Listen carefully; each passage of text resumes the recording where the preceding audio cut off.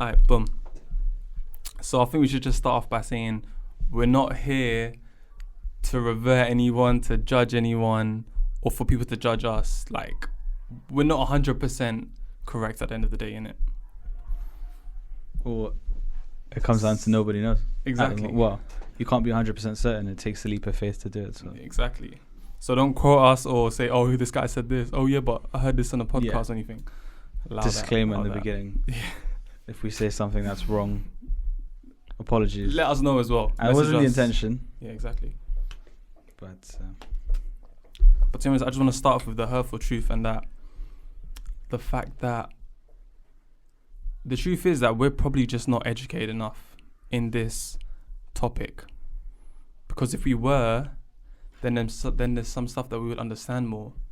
Because, correct me if I'm wrong, but I think it's actually like, in this religion, you should learn, implement in your life so you understand, and then be able to share, kind of thing, which makes sense. Yeah, no, that's true. I mean, well, yeah, definitely. So yeah, just being able to do that kind of thing is good. But I also want to touch up on that religion is more like a individual thing that no one else around you can judge and know. Yeah, if that makes sense. You can't know what's inside the heart. Exactly. So if we can't just judge it from appearance. Exactly. Everybody has the internal struggles. Yeah. So yeah, that is the beauty of the religion. You're not allowed to judge anybody else. Only God can judge. Yeah, no, that's good. That's good. So unfortunately, in today's society and world, it's hard, man. It's hard to actually be a Muslim and implement the stuff that we should do. It's just confusion, innit? You don't know what's stopping you, because you know what to do, but it's hard to be a Muslim because of problems we face at the end of the day. If you look at politics, let's say you're newborn and you're looking at politics now, it's kind of like, this religion isn't good. So yeah, for what they're showing us. There does appear to be a narrative portrayed at the moment that kind of highlights this religion in a negative way, but yeah, that does make it even more harder to practice, harder to just look into. You kind of, it makes you feel demotivated in the whole religious thought. It's not just going against yourself anymore. It's going against the whole world. You feel like you're just against everyone now. When it's a beautiful religion, if people understand. That's why I started with we're not educated. If we understand ourselves, like, you can go your whole life, you can dedicate it to this religion, you're going to get droplets. Oh, yeah, exactly. It's not even a touch of what's known or what's out there. In the ocean. Yeah, that's true. You're getting a few droplets. Exactly. That's why we need to stay educated. That's why we need to keep learning for this reason. To know more, to understand. So it's funny because whenever I learn something new about the religion or get some sort of knowledge in that area, it helps to better my character in some sort of way. If I think about it, if I understand what the moral is to be derived from a certain situation, you then apply that moral in your life. Exactly. And it just improves your character, like one element of it. And the more you reiterate it, yeah, exactly. Just reminds you to be better. Getting that morality from somewhere, you could say, because if you didn't have anywhere to get it from, it would be more like, what do you follow, or how can I build myself? So there are international, there's morals that people have all over the world that are the same. Of course, yeah. So there's something about an honest person, a self-righteous person, somebody that does something without any recompense, wanting anything back. Those kind of morals are seen as good. It's strange because there's no, like, how is it that somewhere in Asia being honest is a good thing and somewhere in South America being honest is a good thing? There's a sort of inherent nature of a human being that we gravitate towards people with good character. It's a beautiful thing to have good character. Yeah, it is. But yeah, where do those morals come from? Is it just a natural inclination to good? Because if it's the law of the jungle that you're talking about, then you'd rather just be greedy. You'd rather think about yourself. Yeah, that's the law of the jungle. It's more selfish kind of thing, isn't it? Because you're looking after yourself, you got no time to look after others. You're literally out here to survive. But why does it feel so good to be a good person? when you do something nice and you see the emotions of the other person that you've affected, why does it make you happy? I guess it's something to do with just that we're human at the end of the day. We wasn't made for the jungle. Yeah. What is it to mean human? That's that's big another mad question. topic. Yeah, exactly. But going back to the Islam Mhm. and the Muslim is just, I don't know. I want people to understand that it's not easy, I guess, and everyone has their own test at the end of the day. I really like that though. Just how we're all in the same kind of test, but it's all different. Yeah, If so that makes sense. there's like 1.5 billion Muslims, but each has their own perspective. Each is at a different level in the religion, in the iman, in all sorts. So they have a very unique take on life. So does it touch on unfairness? How do you mean? Like, example, someone being raised in a Muslim country, Mm-hmm. they get the adhan out loud. Mm-hmm. To compare to us, London, we don't So okay, get here's it. out here's loud. my view on the topic, on this thing. Is one of my reasons for believing in God. How this world is full of injustices in that field also, like of religion. You have someone who's disadvantaged in like a religion being not as great or looked up to in society that you live, versus someone else in another country where it's just normal. Yeah, you can. It's a lot easier to practice your religion and be a part of it. But that's where the perfectness of the judgment comes into play. Like God knows, His knowledge is what He knows that everybody has their own unique advantage and disadvantage. You could have a person who is just naturally from a young age, and it's just built into the character that they're honest or selfless, right? You could just have a really generous person, people that like doing things, and you could have someone where it's difficult for them to do something nice. It's just more of a task. It's like, oh no, they're more selfish. Yeah, I've seen that But people. they're judged with that in mind. That's the beauty of it. A person who prays 5 times a day in a country where everyone prays 5 times a day may not be getting the same reward as a person who's struggling to find the courage to pray even once, because maybe his family's not practicing As religious as. or he's at work or whatever the case. Yeah, that's So you sick. can't you can't have the same reward for both people because it's so hard, so different. But It goes back to just that's the beauty of the judgment. Yeah. That's the beauty of the religion for me. That's like one of the things I take from it. just goes back to that.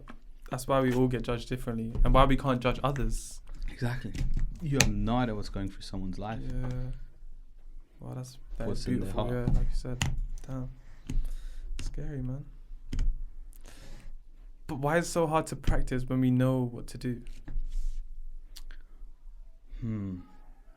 So Distractions, yeah, well, distractions are definitely a part of it.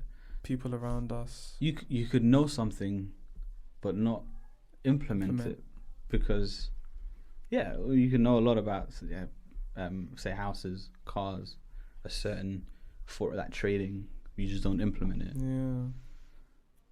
You don't give it that importance because distractions. Like we live in the 21st century is the century of distractions. That's why it's hard, because of surroundings as well. Yeah. For example, person up north, Mm-hmm. people around Hit home. him. It's harder for him to be in a Muslim community, for example. For example, you're the only Muslim in your group. It's hard. It's going to be hard to do things that you want to do. That's very And peer true. pressure is going to come involved as well. And I can't speak for anybody else. For me, there's a desire to know more about it. As many videos, as like thousands of videos I've probably seen on the religion. I've got, like you said, I'm not educated on it still. I've just picked up very little, and there's a desire to look into it. So if that person is too distracted to have the desire to look into it, and my personal belief is if they were to, they would be drawn into it but it's just you have to look into it. If they get too distracted and end up living their life as, let's say, an atheist would live your life to the max, you just because this, the Western civilization has so much scope for you to just get invested in this life. This life is all it is. Make as much as you can, live as big as you can, because there's nothing else after. You only live once. Yeah. That's the distraction. But I'm glad you brought that up, because I think the reason why we're not as great as we could be is because we're too focused on this life in this dunya. And it hit me the other day. Dunya, yeah. We're not thinking about the afterlife. So it's, again, there's probably a lot to do with distractions, but at the same time, you can't just use that as an excuse. But also, we need to remember, even though it's distractions, it's also the shaitan, which is the devil, implementing those to grow them as well. Example could be something that's alcohol and drugs. They're growing, let's say. Can you say? Shaitan is extremely patient. That's the one thing I admire or like. I don't know what to say. Yeah, crazy amounts of patience. He just plants patient. A little. You would just have a little seed planted, and then it grows.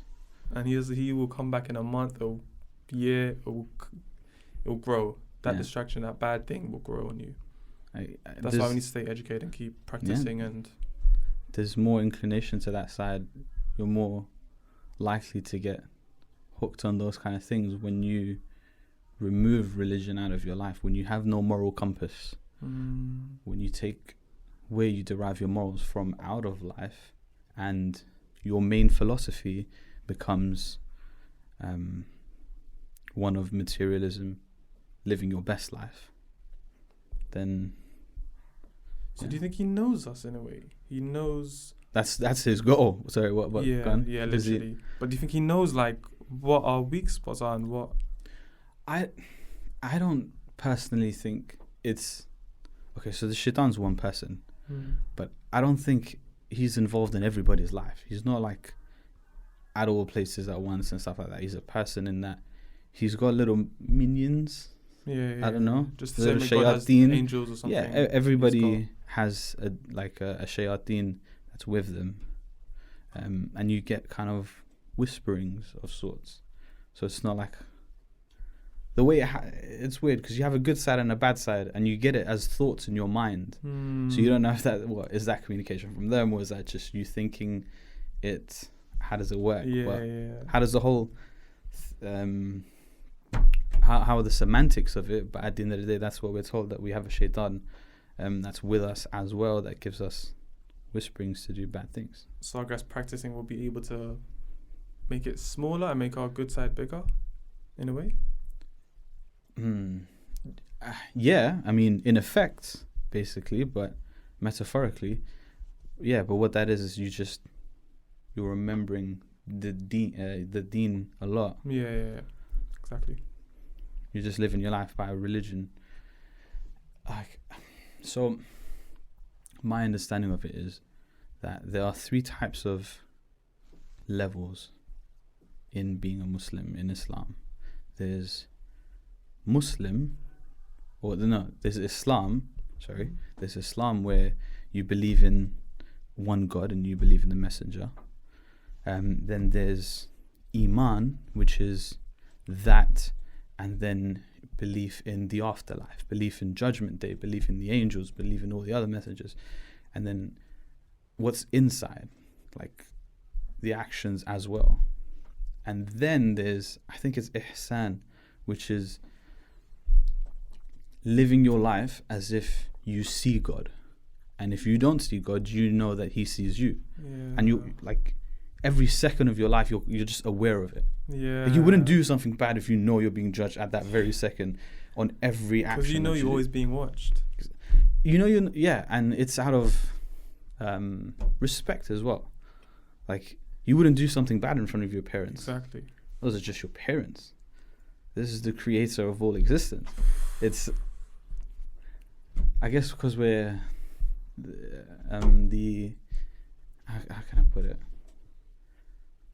because it's not that common to think about religion in this type of way, you don't associate that respect to God that God would deserve. A lot of people wouldn't.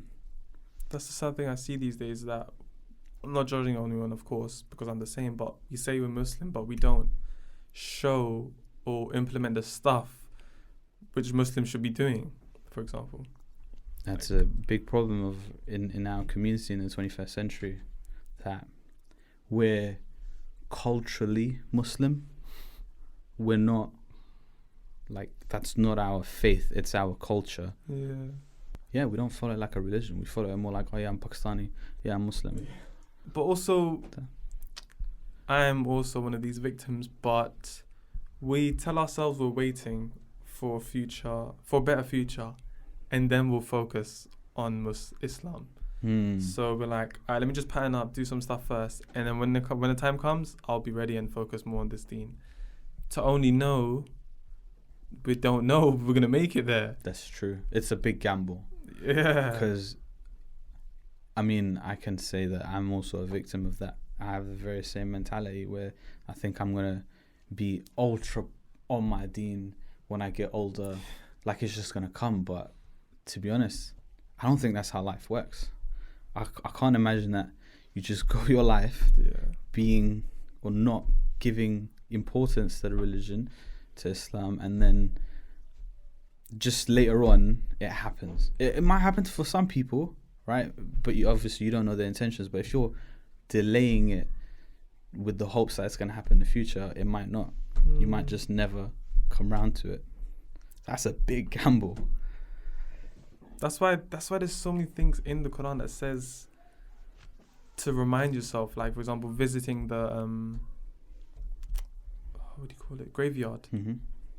You get reminded that of death is imminent. Yeah, it's the only thing that's guaranteed in life. That's inevitable. Death and taxes. So to be reminded of that should get you back on track to do and be what you should be doing.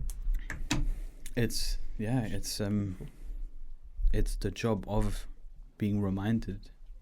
Well, first of all, giving it importance that you even think that it's true. I mean, I think a lot of people our age, from the age of 20 to 30, let's say, huge group of people, so I don't want to generalize, but I think they should just have a thought, like, think how much importance they give to religion. Like, actually go through that question in your mind and think, what is this religion? Is it for me? Am I being a cultural Muslim? Is it something that I want to practice in the future? Is it something that just my family does? What do I actually think of it instead of just living their life? Entertain the thoughts, see where it gets you. It could get you in a good place. You think, actually, what is this religion? Let me look into it a little bit. You read something about it, you're interested, you look into it a bit further, and then it's like a step that changes you. Yeah, because I've realised you find out the reverts tend to be more on deen than normal people who's grown up around the religion their whole... Because they fell in love with it. They for them, they found it. That's a good point. That's a good point. You can think of it like, if you're born in a Western country, in a family, I don't know, in, like, say, the 80s, 90s, where our parents, obviously, they taught us the cultural aspects of religion. They never really gave us the history. Yeah, or why we should be doing this. It's just, you should do this, you should do this, you should do this and this and this. But why? We weren't really given that option, knowledge. Yeah.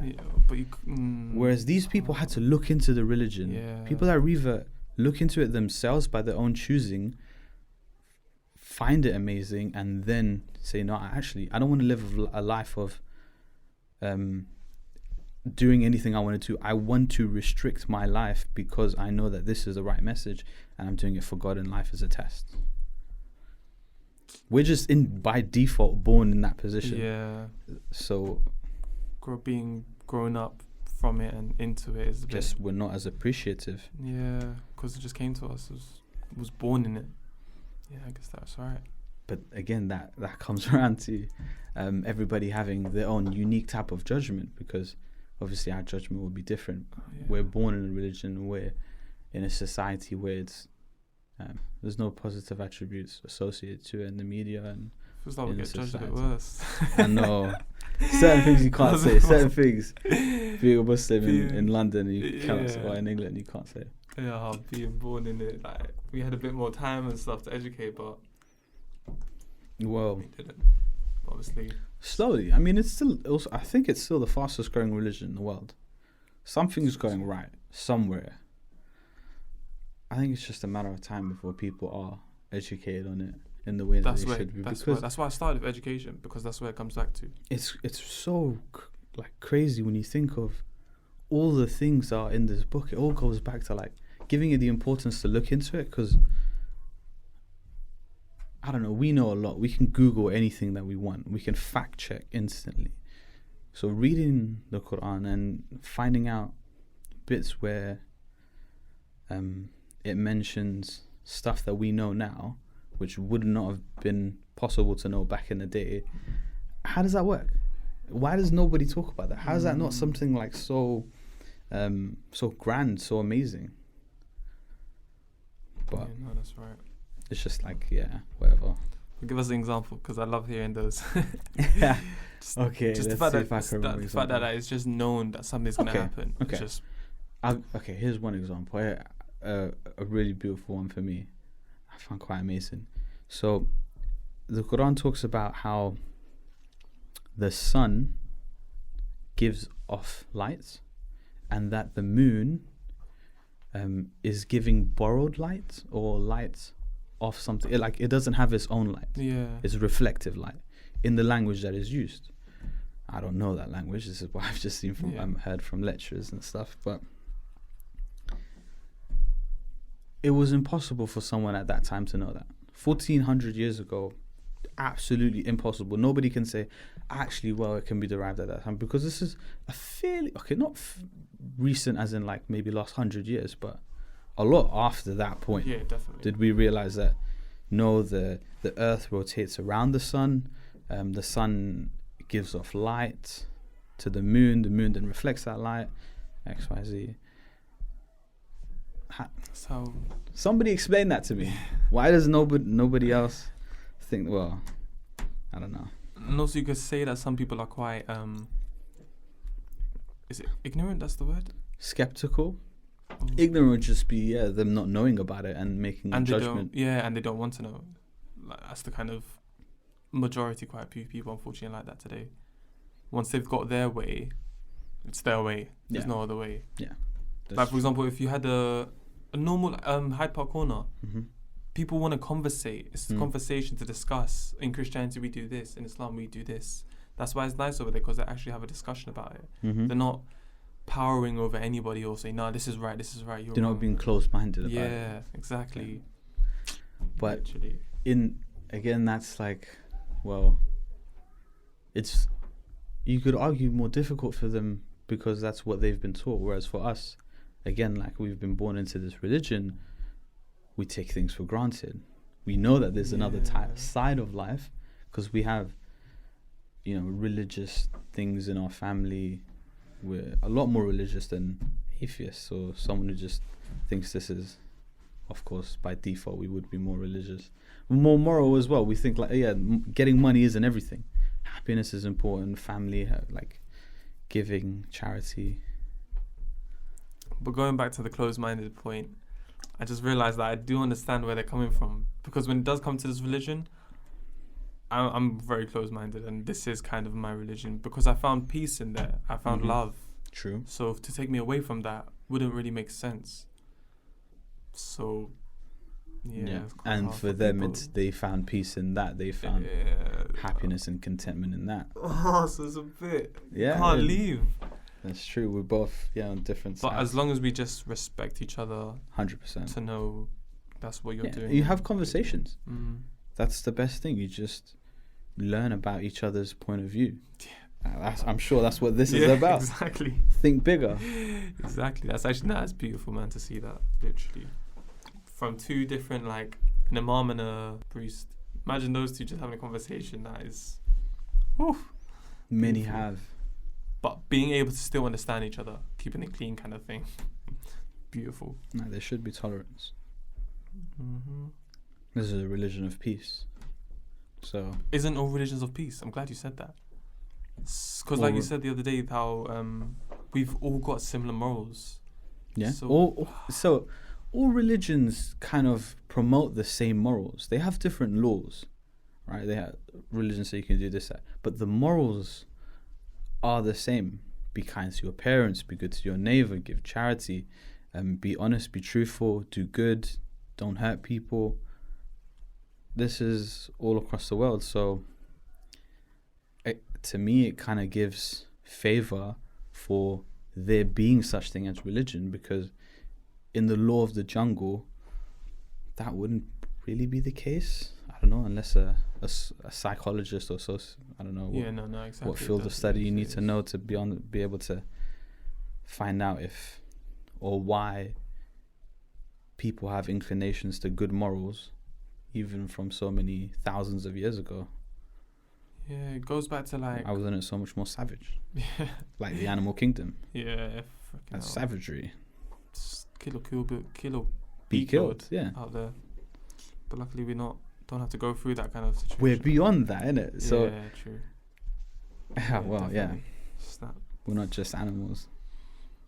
But it's weird because it goes back to just not being educated, because people portray this religion Mm-hmm. to be, oh, they said in the Quran that we should kill, and Oh yeah, those are like crazy things, crazy they- assumptions. those are literalist point of views, because it's in the religion, but you're just not looking into it deep enough, right? Because I was curious about these things. I was like, how can somebody use the religion for some atrocities that they commit? It doesn't make sense. Like, you're taught not to kill anyone, yet you're going around killing people. Those two things are very contradictory. But if you look into the Quran, part of understanding it is you have to look at the verses in context. So everything that happened in Muhammad sallallahu alaihi wasallam's life is very well documented, and very there's so many books about what he said, the time and place, because literacy at the time wasn't very great, but very quickly people understood how important this message was, and they memorized the sayings and so on and so forth, and then when people could, they wrote it down. So it's very well documented. You need to look into where each verse was revealed and in what context it was revealed. So what was happening at the time around our Prophet, then what came down, then what happened, how did the people at the time interpret it, how did he interpret it, what did he do, then you can understand why does it say, oh, kill people or something like that. I don't even know where that comes from, to be honest. It's like that white guy trying to just say all this. What's the guy's name? He's just some dumb, evil guy. And I think he wrote a book about, he literally hates Muslims, innit? He hates Muslims. What, a British guy? Yeah, famous because of it. Tommy Robinson? Yeah. Is it him? I don't know. Plain white, like skin fade. Short hair. Yeah. And all the Went Muslims, to like, prison. I think he threw, and Yeah, they I threw think it's Tommy milkshake Robinson. at him or something like that. Yeah, wait. Yeah, I think For that's example, Tommy. him, like, it's crazy to try and portray a religion to be that bad, Yeah. It's, and for this much people to follow it as well. I don't know what his intentions are. Maybe it's not even about the religion. Maybe it's about the fame that comes with being that kind of character. I don't know. Going against that much. Because how can you have such a hatred towards a religion?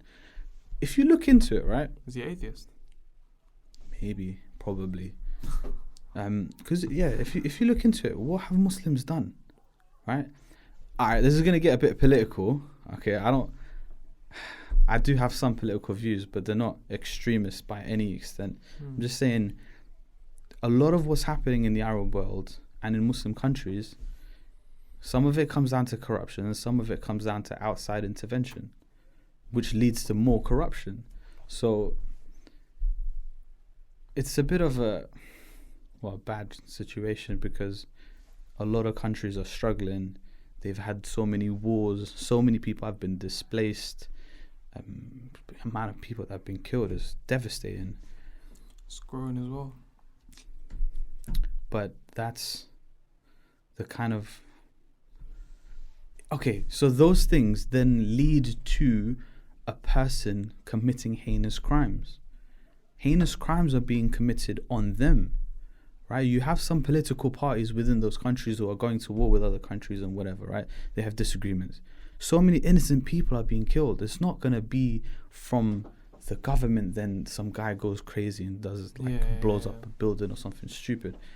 It's from those people that are just being battered in the crossfire. What did they do wrong? Like, they were just... Their only crime was they were born there. Yeah. And they're going through all that. So it's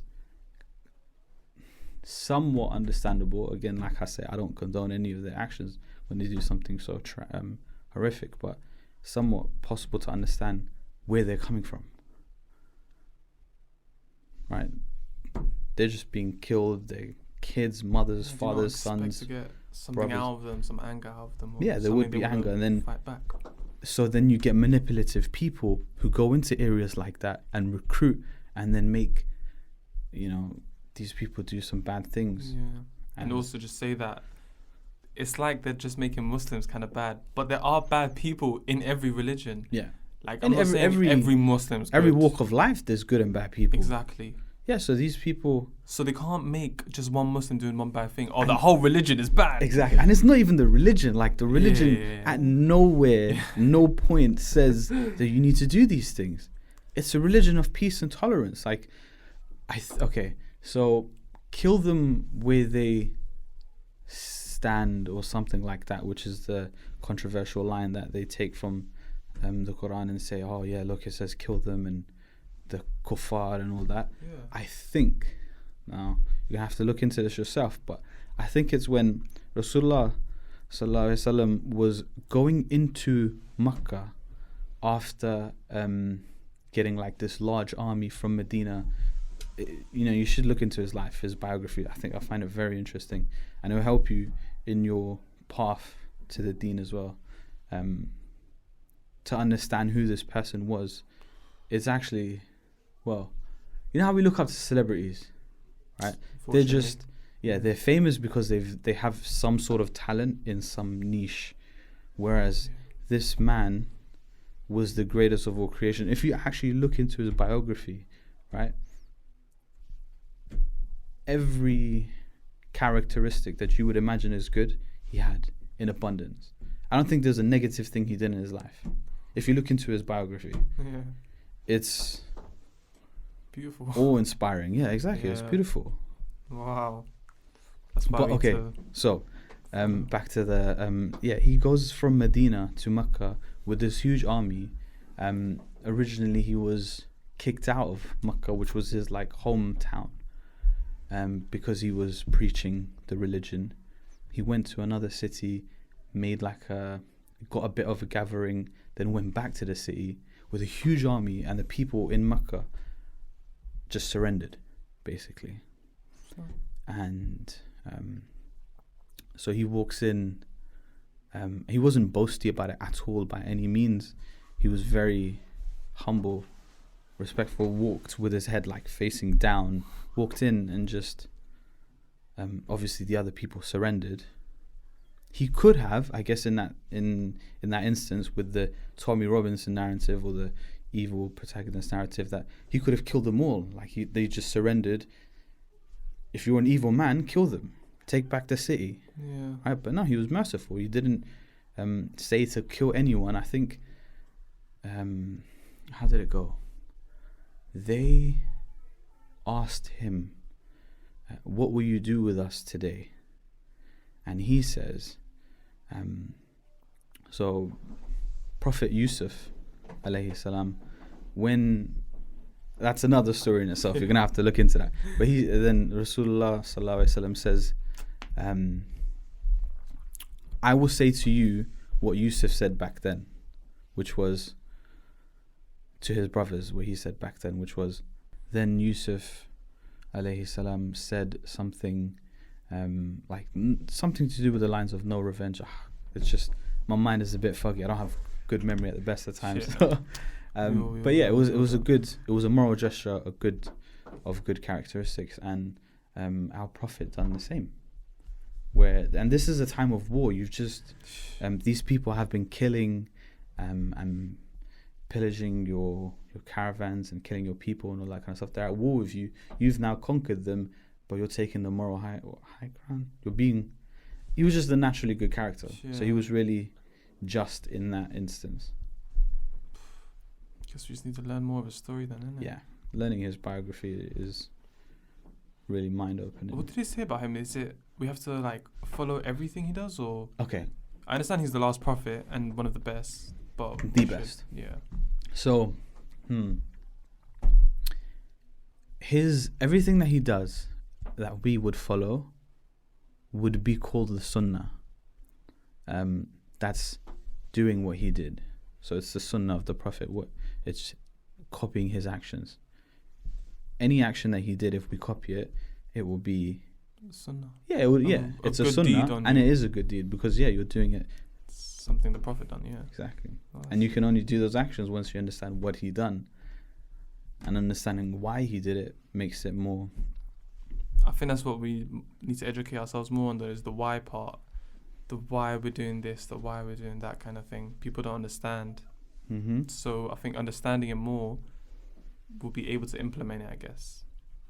Understanding why we pray or understanding why we do this, we'll be more willing to do it, I guess. Yeah, In a kind of way. yeah, It's and good. giving the religion a try. I mean, for those of us that are out there who are Muslim and living a casual life, give it a try. You know, if you listen to this and you're on the fence, give it a try. What have you got to lose? If you don't find it interesting and you find the life that you're living more appealing to you, then live it. But at least you tried. You never know, you might just get hooked. And Which is Yeah, cool, and man, inshallah.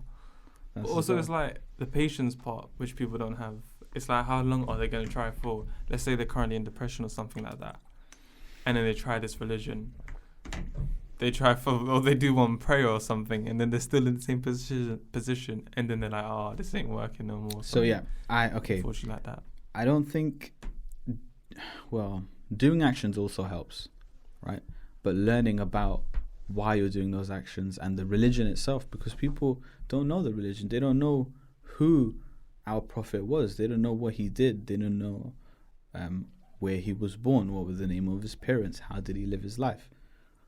Because at the end of the day, it is hard. You have to give up certain things in this life in exchange for something that you have no means to verify is true. No actual logical, mathematical, or whatever scientific means to verify that this is 100% the truth. Yeah. It does require that leap of faith. But the more knowledge you obtain, the easier that leap of faith becomes, because I think it's quite satisfying. I think if a person is looking into the religion, into Islam, with An open mind. an open mind, honest intentions, and just wants to understand what the religion's about,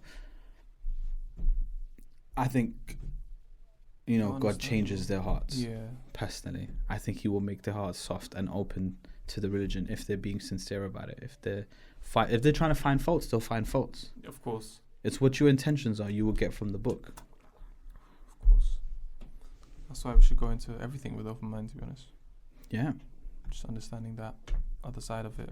Oh, okay. I guess if we practice and learn more, we Mhm. fall closer and learn more that it's real. Mm-hmm. But then it's like a gamble we find it looking at as. Well, from my perspective, I find it as a Okay. gamble. That's true. Because I'm not 100%. That is true. So unfortunately. let me give you Yet. an analogy. I think I heard this from Mufti Menk. So this is a great scholar. He's a cool guy. Yeah, shout out. I heard this. Shout out to Mufti Menk. I heard this from him. He said he was on a plane, or he speaks of an analogy of being on a plane, and going to another country. And let's say there's been a nuclear explosion over there, and you need a hazmat suit. So you're on the plane. Would you rather have a hazmat suit, go there, or not have a hazmat suit and take the risk. You hear this. You hear news of a nuclear explosion or some sort of radioactiveness in that area. So do you wear a preventative suit or not? I'll wear it. Or take it with you? I'll Okay, take not it with wear me. it. Let's Yeah, say yeah, yeah. you're on the plane, you're carrying it with you. It's hassle to carry it with you on the plane and to get there for something that might not even be true, right? But at the end of the day, if it is true, you've survived and the other person's died. So it's going But if back it- to the point of risk. If it isn't true, you took the suit. All right, cool. It was a little bit of a hassle to take it across. You had to, Oh, okay. I'm comparing it to being a Muslim now. yeah. Okay, that was not a good analogy from No, me. it is. It No, was. but I did not portray it properly. You should listen to what he says. It's so much more beautiful. He says it's It was. in I a saw better where you're light. coming from, but the thing is, it's not a suit. It's a life. Okay, It's so a whole time, a whole lifetime. that's true. And if you live your life by Islam, you would have been a good person and you would have affected people's lives in a positive manner, right? Fair point. That you might not have achieved the most money. You might not have become the richest, the most famous, the most outlandish, XYZ, but you've lived a moral life, which by some people's standards is a good thing, right? And you've attained Jannah, you've attained eternal paradise, which really should not be undervalued. Or you lived like a really materialistic life, got as much money as you can, probably, if not intentionally, but unintentionally hurt quite a few people along the way because it just happens, these kind of things, and you don't feel any remorse, and you die. Either it was all for nothing, and you had a little bit more pleasure than the guy who was living his life morally, or there is something and you messed up, like the kind of regret that a person would feel if they lived their life how they wanted and they find out that there's a heaven and hell. I don't want to be that person, man. Yeah. That's the kind of regret that's undescribable. That was a good analogy, literally. So yeah, you're giving up living a very extravagant life versus a moral life. And if that reward is, in your mind, enough to satisfy the possibility of heaven and hell, eternal reward, eternal damnation, XYZ, then you do it. I personally, that's too much of a risk for me. Yeah. If there is a heaven and hell, that's way too risky. I think I can achieve both. There's a fine line. You can achieve both. That's what they want It's- in a way as well. That's what yeah. we can have. We don't need to just focus completely on So in the deen. You can in also focus on, well, not focus on, but have an even amount of both. yeah in it well, you have to give a balance. There Daddy always has used to to- say, Daddy's There has to be a favourite perfect balance between balance. deen and dunya. You can't give one over preference. You can't prioritize one over the other too much. Sometimes one, sometimes the other. You're always going to fluctuate because that's what life is. Sometimes you forget about the deen a little bit. Sometimes you're Ramadan. Prime example. When Ramadan comes, first week we're is like max level deen. gassed. Yeah, it's super gas. We're just praying, And then it fasting. Slowly goes down and by then the end of after the month. Ramadan, It's a marathon, but the thing is, it's very sincere how our intentions are to do well, right? I think if you keep doing that enough, there will be a time where it sticks. It only takes a little. Well, it takes nothing for Allah to feel mercy on us and just change your point of view, because you're supposed to. The thought in Islam is, you don't do anything good except it being a mercy on you. So God has been merciful to you and He's allowed you to do something good. Therefore, you've done something good. So it's a benefit to you, but it's through His permission. And through His permission, your thought can go from being lazy to super motivated all the time. Like you can have a little click in your heart and it just Yeah. happens. Some people fall into the religion like that. Something happens in their life. It might be like a near-death experience. It might be something else spiritual that happened in life, and they proper jump on the deen. They're like, whoa, it just clicked inside me. You realise this is like the right way or right thing to do things. But that's a lottery ticket and way too risky of a gamble. Which also is unfortunate, which we're waiting for as well. You could say we're all Yeah, if waiting you- for that click. If you're waiting for that click, it's like playing the lottery. If you're you're just- just gonna take a lot, innit? No. It's gonna be a Imagine long playing the time. lottery Oh, and yeah. not buying a ticket because you're not even looking into it. Exactly. If you look into it, the click might happen. All right. If you don't look into it, you're never gonna win the lottery. That click's not gonna happen. But going back Well, to I the guess it increases the chances. God's merciful thing, Uh-huh. I think we should just touch up more on that beautiful kind of knowing that He is very, very forgiving. Okay. So there's an analogy I've heard in Islam where it says, or I've heard this of Islam, where it says, out of God's infinite mercy, well, this might be mathematically contradictory, but out of God's infinite mercy, or His mercy, He has only let 1% of it, or He's only given 1% of His mercy in this dunya. So like let's say in this dimension, let's think multi-dimensionally, God is in another dimension, above dimensions. In our dimension on earth, He's given 1/100th of His mercy. So everything that you see in this world, that a merciful act that happens, a mother giving birth to her baby and loving that baby unconditionally, times by all the mothers in the world, times by all the animals, and that's just a mother, then every other type of mercy that you can possibly imagine occurring in existence from the beginning of time to the end is 1/100th of the mercy that God has given humanity, and He's held the other 99 for the day of judgment, for the time where that mercy will be necessary, because we could do as much good deeds as possible in life, but you're only going to get to heaven through God's mercy. It's not going to be, oh look, see, I done this, so I qualify. It doesn't work like that. It has to be through God's mercy. Yeah, let's not get this. Let's hope this doesn't But get to your I'm head gonna and pray, think that I'm going to pray 5 God's times a day. merciful at the end, that you can just do mad things. Doesn't work that way, but I understand that. And of course, it's about intentions, and then you have to, if you're bringing that side of it, His mercy, then you also bring His judgment and how He's perfectly just. Like, one of the reasons I believe in this religion itself is the world is unjust. There's no denying that the world's unjust. A man can commit genocide and kill 1 million people and affect hundreds of millions of lives, but he can only die one death, right? How's that fair? That is not even in the slightest sense fair.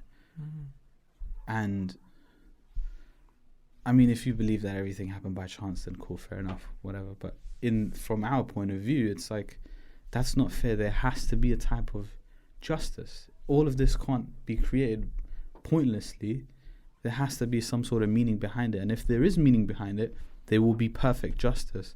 And this person will suffer for his crimes in the afterlife. And that, just that level of justice, the degrees of it, and how everybody will be judged accordingly, and so on and so forth. It's just one of the things that leads me to the faith, I guess. Back to believing. Yeah, there just has to be, it has to happen. Yeah. It can't just not work that way. Yeah, because then that's not fair. And these kind of morals, I don't know, characteristics we have as well. We like justice to happen. We don't like injustice. We want some justice in a way, because they know the world's unfair, innit? The world is, yeah, exactly. It's known that the world's unfair, man.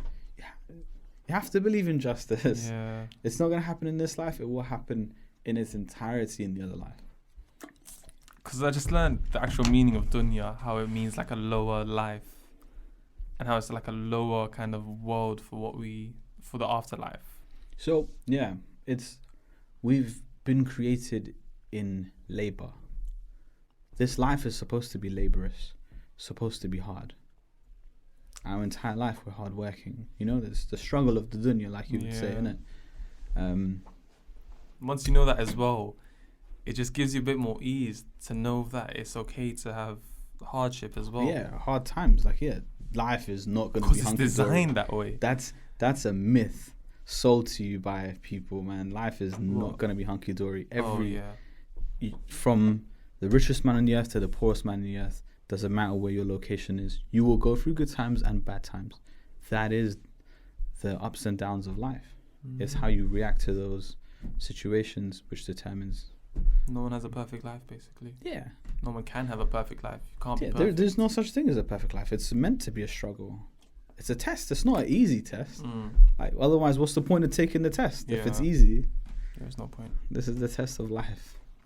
Yeah. Like, forget A levels. I'm so glad you brought this up. I was crying when I failed my GCSEs. Like, oh man, we take it too seriously, and I don't know what to say, because we should take it seriously, but at the same time, this life is so much more bigger than studies. Yeah. You know what I mean? Oh, well, you can get carried away because education is good. Okay. All right. So, in my 26 years, this is what I've learned. That, to me, well, at least, there are 3 types of knowledge. There's knowledge for money, wealth, or some sort, something that helps you in any type of materialistic fashion. So, helps you get a better car, helps you in a job, education. Education will come into this because really it's for getting a good job, having a lot of money, XYZ. That's Your what living standards. Yeah, that's what school's for, to increase your living standards. Well, that's how people see it. 1. 2, pleasure. So that's just Games. maybe you could say useless knowledge, like knowledge that doesn't really benefit you. It's just for entertainment. Yeah. Like, I know so much stuff about cars. It's ridiculous. Prices of different cars, completely useless to me, really. Yeah, pleasure. But literally. yeah, it's just pleasure. It's just Good way I to like put it. knowing that. And 3, knowledge that's used for self-improvement, whether that's mental, physical, behavioral, characteristic-wise. Any type. Morality. Yeah, So morals. Religion, Yeah. religion will be in that category. Religion will be in that category. Yeah. So that type of knowledge for self-improvement, because it improves an aspect of your life. Yeah. Any aspect out of the infinite aspects that there are, they improve some sort of aspect of your life. So those are the 3 categories. And money is pretty self-explanatory, and because people are doing one of the 3 things at all times. They're either entertaining themselves out of pleasure or whatever, or trying to achieve more wealth or something in this world, or trying to improve themselves. That's the 3 things. Or then you're spending time with someone else. But if when you're by yourself doing something for yourself, it's one of the 3 things to me. Yeah. So is it okay for them to take it so seriously in a way? How do you mean? To go to the extent of 24/7 revising for the test? I guess it goes back to balance though, kind of. Just So are we? What kind of test are we talking about here? Are we talking about the test? the exams test, GCSEs, A levels. We're talking about GCSEs. Yeah, because we focused on them obviously Okay. majority Yeah. of our time. So I guess in the knowledge that's taught to you by the education system, 1 is given way too much priority over the other 2. yeah, Pleasure you can just kind of throw away because that's pleasure. You'll do that on your own time anyway.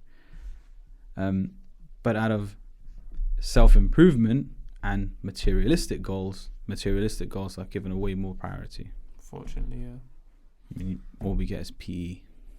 But since we're talking about GCSEs, Yeah. I guess we could touch on being a father to a child. Okay. How My is it child going to will- be when it comes to raising a child in this society and this educational system, for example? Okay. Touching up a bit about sex education, because unfortunately that's a huge factor which is going on right now. All right. So let's come back to sex education, but just generally, with.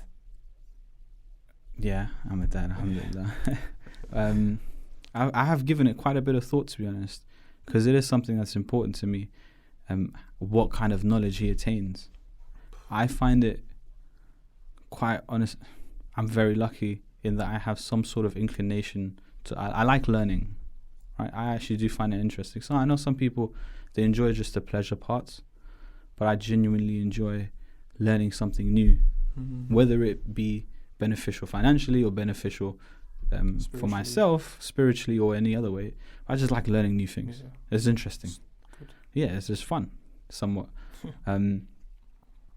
But I was given too much focus to the materialistic aspect, and I don't think it helped me that much. It really didn't. Why did learning algebra and maths and calculus and all that kind of stuff help me? Guess maybe it was like a workout for my mind to help me think bigger, but it didn't really give me that kind of bigger thinking. Yeah. Whereas subjects like sociology, psychology, they're quite good. Very. Humanities, they're quite good. Economics, Yeah. understanding behavior and all those kind of Topics which make you think bigger in it and That's why- understand more. That's why those topics are really popular. Yeah. But I'd like to give my child, I don't want to force him too much down the education route. I know a lot of people, definitely my parents were like, you have to get a good degree, you have to go to university, you have to get good grades, you have to do this.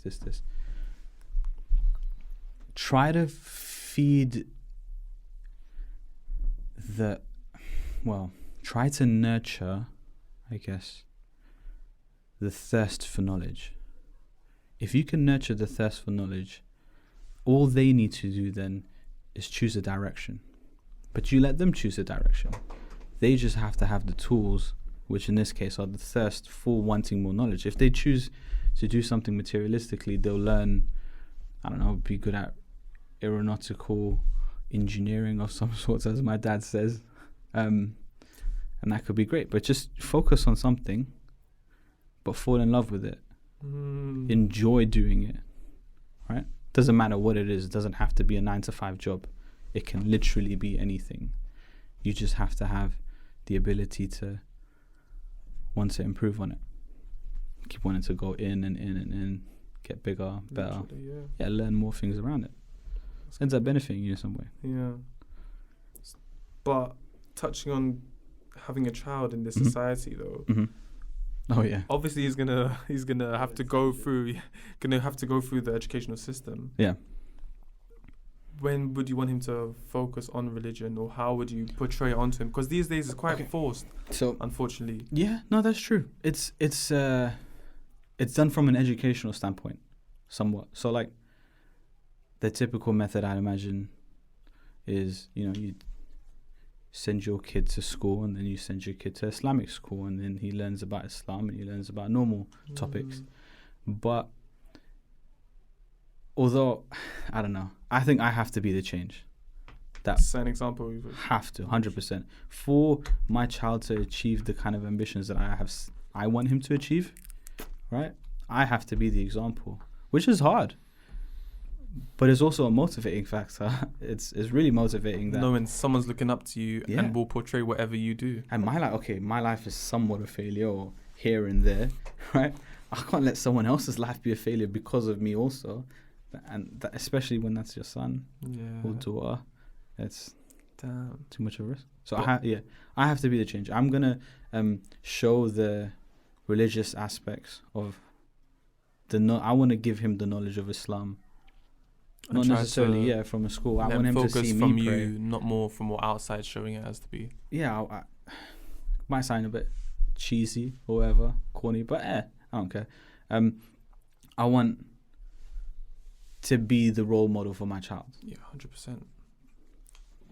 But that requires a lot of hard work, like so much hard work. It's crazy to think of even, but if that doesn't motivate me, then what else will really? Yeah.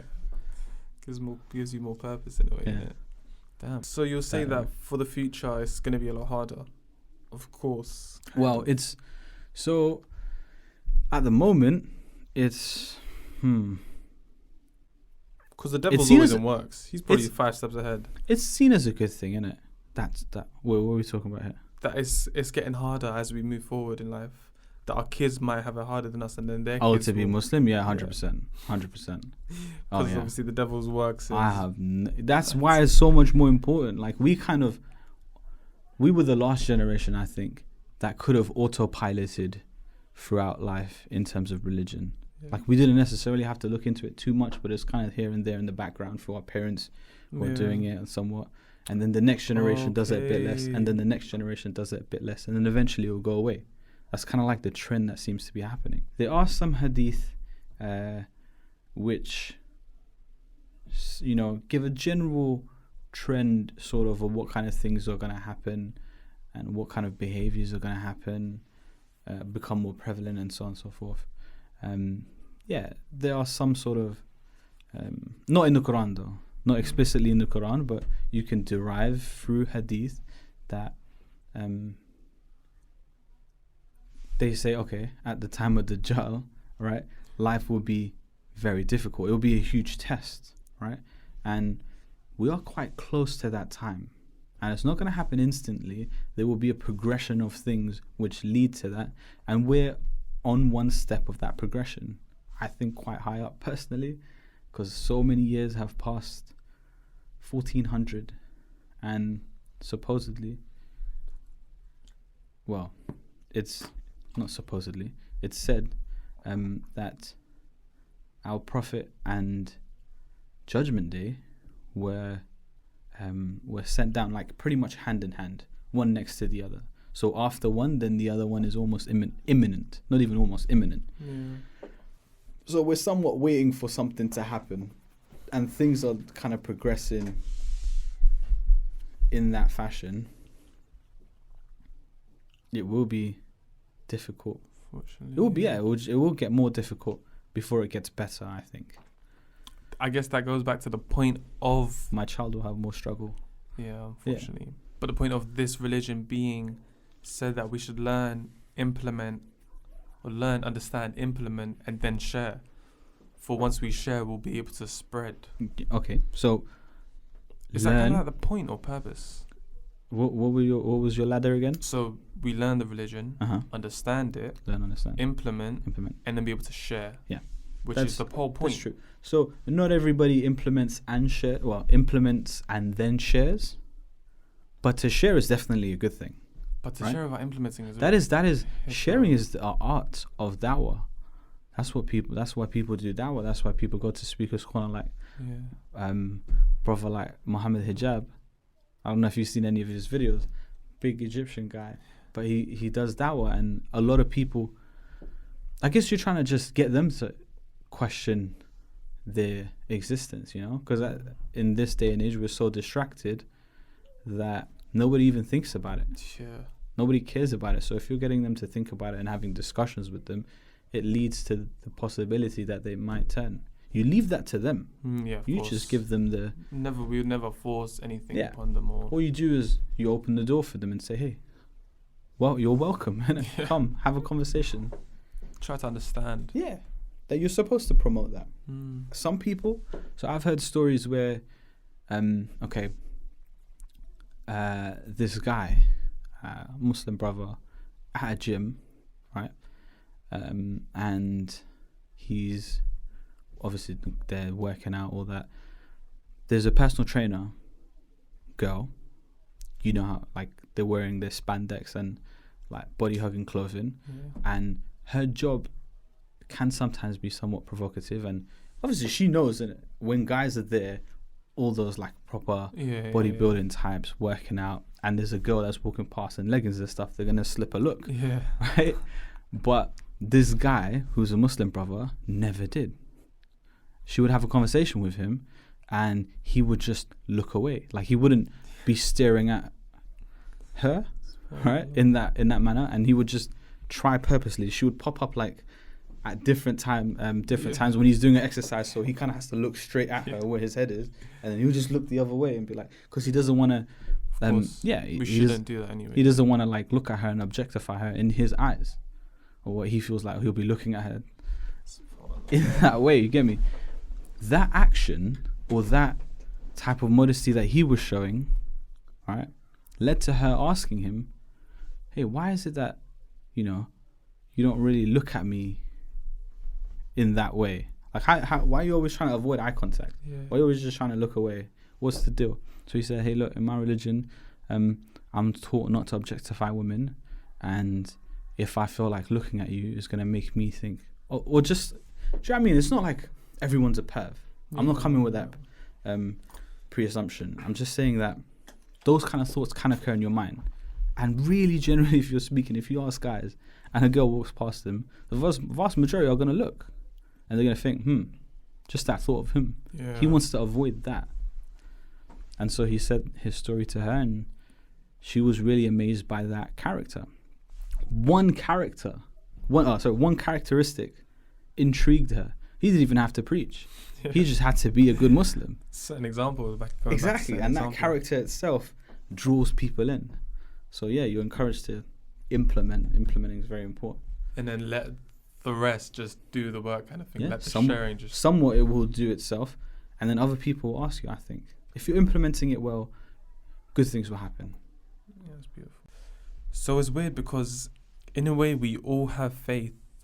For example, I'll kind of die for my God if I knew my God was telling me to. Although we would don't... you? Here's the thing. Would you? If I knew it was him. Okay, now here it's just that questioning part of knowing. Here's the thing, right? Okay.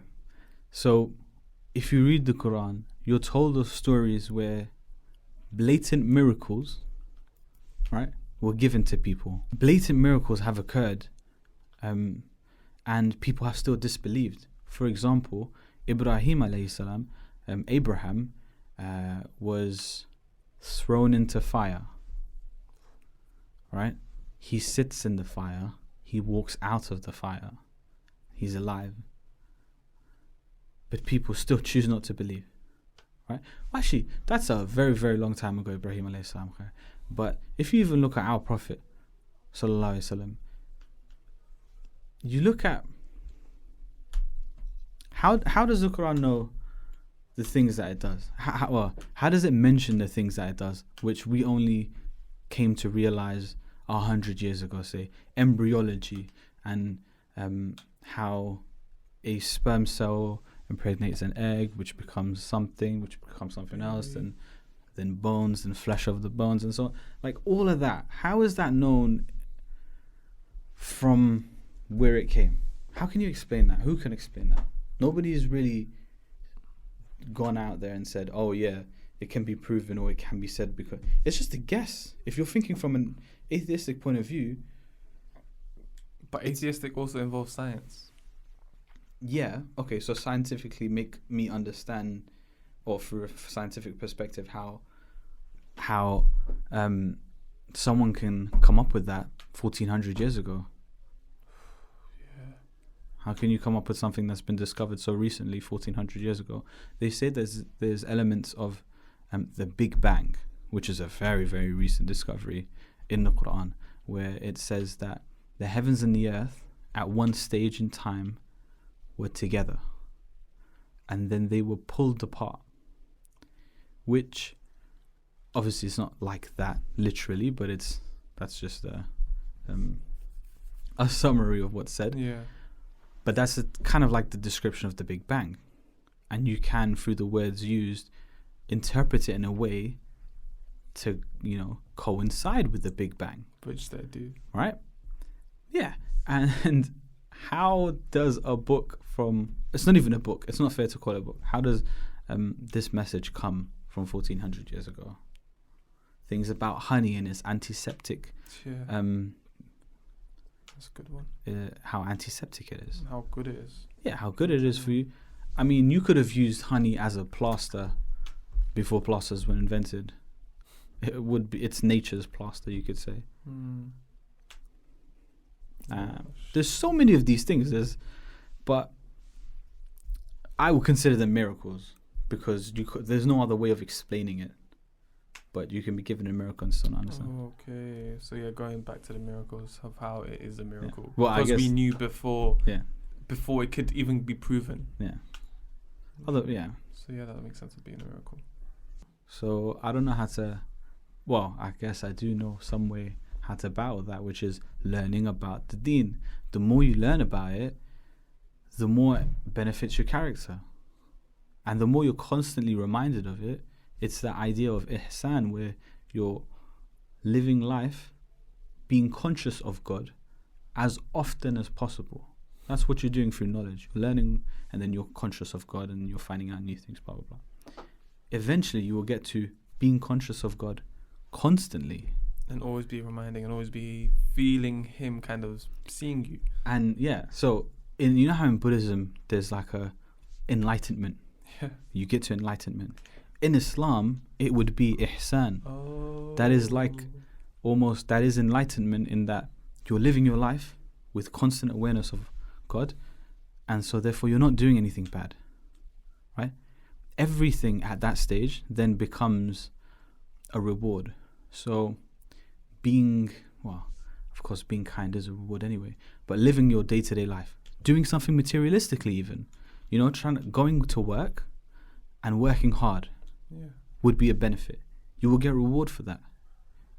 I kid you not. Because you've reached that level.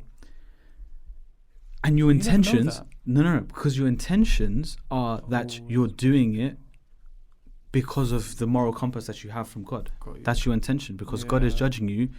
You have a contract with your employer. You could be procrastinating, or you could be doing your work. You're doing your work, even though your employer is not going to find out, because of your moral backbone, which comes from God, right? So then that act becomes a reward for you.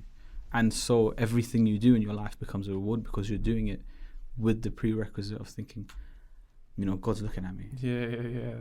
That's just how that's how you live your life. So everything then becomes a reward for you, because you. So you still get tested, obviously. Oh yeah, tests will be very difficult. Tests. It's said that the more iman you have, the harder the test. Because if you're A grade student, you're gonna be tested harder. It's not fair that you be tested the same as a C grade student. Yeah, exactly. There will be different levels of test to test your level of iman. But the way we're told to see it is every test, every struggle, every specific struggle that you get in your life is an opportunity for you to do good and earn the rewards. Like, that's why you're given With tests. hardship comes ease. Yes. Literally. Okay. There's that beautiful balance of scales where you do that hard work and you strive out through the test and you get the reward in the end. Oh, that's sick. I heard something from Hamza Yusuf. He said, or he is also saying that he heard from another scholar that beautiful are the lives of the believers. In hardship, they are patient, and so it's a reward for them because they're being patient. And in good times, they are grateful, which is a reward. So if you're either in hardship or you're in good times, one or the other. If you're in hardship, you're being patient, you're being rewarded for that. If you're in good times and you're grateful, you're being rewarded for that. You're being rewarded. So it's a win-win situation. No, that's good, because we tend to see a lot of negative as well, but knowing that now, it's actually, there's more positives from this. You're not always being judged, or you're not always being, it's hard to explain, but you do get deeds for doing your day-to-day in a way, like you said. Just being grateful is that kind of like a deed. Yeah, being patient during hardship is... Being grateful is very important, and also, patience. These are two very important. That's good. That's sick. Oh, gives me happiness. If you're going through some a certain drama in your life, certain issues, say you're having a problem at work, you've been made redundant, how am I going to make ends meet? And your patience through the struggle, obviously you're doing your level best to get out of it, right? You're doing what you have to do, but that patience is going to be... Glad you said that, though. That thought, okay, I'm going through bad times, but Allah has what's best for me coming. Coming. Exactly. Always think good of God. But also, I do believe that the test that we are given is a lot easier than back in days from what the prophets were given. Because I believe we are a bit weaker, unfortunately. So, compared to the prophets, 100%, 100%, 1000%. Their tests were not on the same level as us normal people. We're crying over phones and broken hearts, and these people. But then, I mean, it comes with its own pros and cons, because in this time and age, we have so many distractions. So you can just completely forget about the deen. Whereas back in the day, you had almost no distractions. Life was, you just survive to eat. Once you've eaten, you're pretty much bored. I forgot what boredom feels like. I kid you not, I haven't been bored in a year probably, man. The only time I'm bored is if my phone's out of juice and I'm somewhere without a TV or something. Yeah. Boredom doesn't happen anymore. So when you're bored, you're forced in a situation to think, and so at least they have chances to reflect. Whereas Which no one is doing today. we don't have any Okay. opportunity to reflect. That makes sense. That's the distractions, man. That's the beautiful way capitalist world works. So many distractions. You don't think about self-improvement. That's why when I pray, I'm at peace, because you're focused and you're just relaxed. Nothing is distracting you. You're just there in that moment. All this moment right now, right here, just feels at peace. That's why I take my time as well, because in a way, Oh yeah, I think we get I learned. Yeah, that was to be a taking time. very important. Yeah, when you're a kid, you're just like up down, doing exercise, right? Trying to get through it as quick as possible. Yeah. But when you learn like what the purpose behind the salah is and how it's supposed to give you peace, and like it's a form of meditation, it cuts you out of that life. You should hear like that white noise that you could get from a TV. Just completely cut yourself out. You pray, you recharge spiritually, and then you go back to your life. And it will be the case where if you've done, so you've taken your time in your prayer, try to understand what you're doing. The next few actions that you do after that prayer will be reflective, because will be good actions because you're conscious of God at the moment. You just pray. That's why they're spaced out so evenly, so nicely, that you're always reminded. That's why it's so important to pray. Yeah. That's one of the benefits of it. Because I don't know where I heard this, but I think Buddhism has some sort of respect on our religion for the way we pray, because Really? they know our prayer is some sort of meditation, and because they're always meditating, they know that these guys are meditating as well. There must be something good about They can that see the kind of- benefit of the meditation. Yeah, that's sick to know as well. Just getting that respect from other religions, which we should all do, to be honest. I really I want that level of prayer. I want to have that level of prayer where you feel that recharge. Yeah. When you go down, you bow yourself in front of God, head on the floor for God. It's liberating in a sense, because you're not a slave to anything except God. You're not a slave to the latest trends, the latest tracks, money. Well, we are, but we shouldn't be. Well, when we're not praying, we are. Because yeah. what do you want? I want the nicest car. I want this job. I want this. Seriously. I want to go watch that movie. I want to go here. I want blah, blah, blah. You just want. Really, you're a slave to that thing that you want. You're a slave to your desires versus being a slave to God who created you. Or you can see slave to the one who created me. That's what my dream is. Have you seen those prayer rooms people have, like a small room? Oh, yeah. Oh, and there's like Nice. Quran books on the wall, and it's I just see for that. prayer. And it's like a little masjid in your house, like a little box room, but it's so sick. it's for Just namaz, You being go there, there and read be just the Quran, moment. have little sofas on the Oh floor, my. little It's cushions on literally the just floor and designed for stuff. prayer, Yeah. meditation, relax. 100%. That's the goal, I see man. that, man. Inshallah. That is the goal, yeah.